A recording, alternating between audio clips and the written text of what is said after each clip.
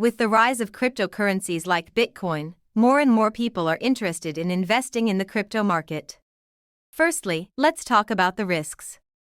Cryptocurrency is a highly volatile market, with prices swinging dramatically in short periods of time. This can be a double-edged sword for investors, as it can lead to quick profits, but also fast losses. Another risk in crypto investing is security. As the market is still largely unregulated, there have been instances of hacking, scams, and fraud. It's important for investors to take the necessary measures to secure their assets, such as using a reputable wallet and two-factor authentication. Despite these risks, there are also many rewards to investing in cryptocurrency. One of the biggest rewards is the potential for high returns.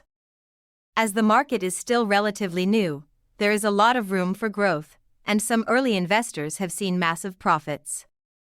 Another reward is the increased accessibility and decentralization of finance.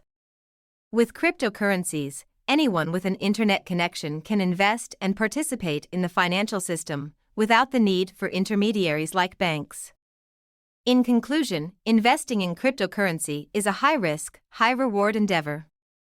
It's important for investors to weigh the risks and rewards, and to educate themselves thoroughly before making any investment decisions.